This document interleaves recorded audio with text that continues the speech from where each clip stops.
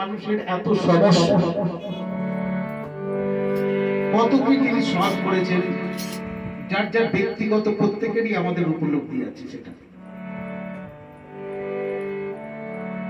তবেই তো তাকে ভগবান বলে মেনেছি, দেবতা বলে মেনেছি।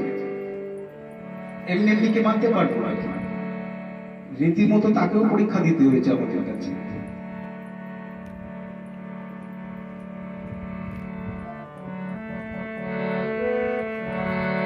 কিছু নেই, একমাত্র প্রার্থনা, শুধু প্রার্থনা করা।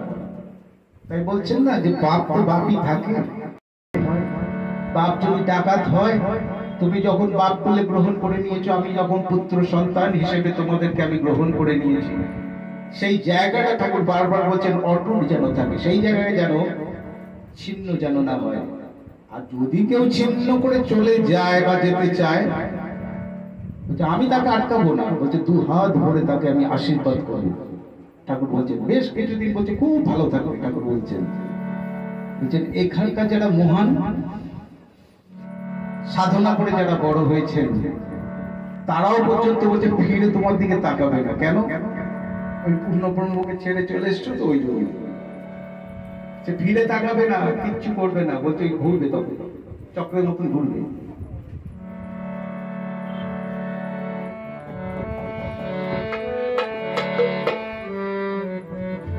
তাই আমার যে মনের কথা, আপনাদেরও সেই একই মনের কথা। কারণ পরম পিতা তো সকলেরই এক সমান।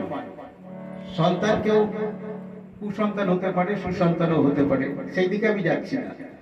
মনের দিক থেকে তো বাবা, তিনি তো আমাদের পরম পিতা। তাই পিতার কাছে এই গানের ভাষাতে মনে মনে আমরা সেই প্রার্থনা করি, তুমি ফিরে এসো, ফিরে এসো আমরা সবাই, ফিরে এসো ধরায় আমরা সবাই, ফিরে এসো আমরা সবাই। কতদিন দেখিনি তোমায়, আগে তোমার আশায়, কতদিন দেখিনি তোমায়, আগে তোমার আশায়, ফিরে এসো আমরা সবাই, ফিরে এসো